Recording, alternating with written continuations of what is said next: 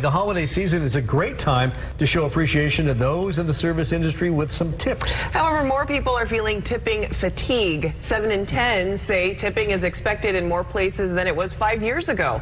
Local financial professional Brett Gottlieb from Comprehensive Advisor joins us now to explain why people are tipping less and how, I guess, other ways you can show your generosity. Yeah, right? It's pretty amazing now. Okay. There's, so much going on in the tipping world. Thanks for having me. Yes, of course. And so let's talk about this first. Why is the attitude changing? I think it's tied to technology, honestly, because if you go like pre-COVID, you bought things, it was normal to pay with cash. Everywhere you go now, it's digital. And so how easy is it to just throw on the screen three, four options that are, 20, 25, 30%. I've been to a place where it's a joke, but they have 100% box. Oh.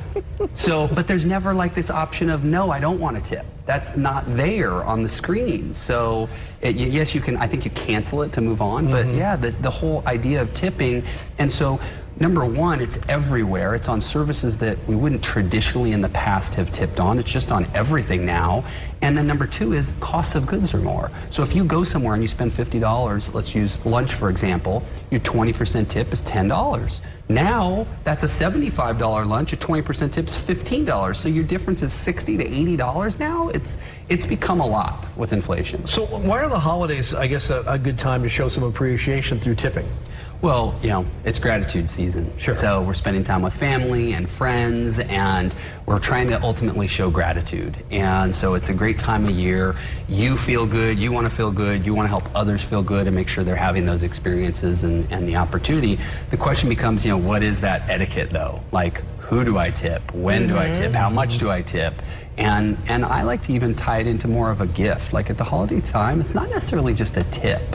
This is a gift. I'm giving you a gift, and it doesn't have to be financial. It can be non-financial as well. I thought before when you would tip for a service or something, it was because the service was exceptional, right? And now I feel like there is a sense of, should I say, entitlement from some places or people that are like, well, no, I deserve this kind of a tip. And it's like, but it wasn't exceptional. It wasn't exceptional. It's kind of pressure, I think. Right, exactly. Is that a way to put it? Yeah. That's a perfect way to put it. It's a pressure that's there, and I think we almost become numb to it. Like we're so used to in American society to give a tip, because you go overseas, most places they don't want tips. In fact, it's kind of like a no, don't do that. And so here it's like expected, and it's almost become overly expected for everything. And so you're just there like, let me just click the button and move on. And before you know it, it starts to add up, especially during the holidays. There's something psychological at play here, I think, also. Am I right in assuming that? Yeah.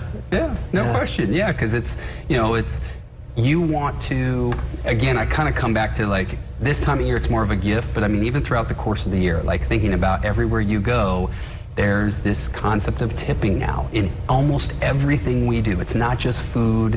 It's not just, our manicurists and our hairstylists and things like that. It's everybody we seem to come into contact. And you start asking yourself, like, does that really deserve, as you had said, exceptional for a tip?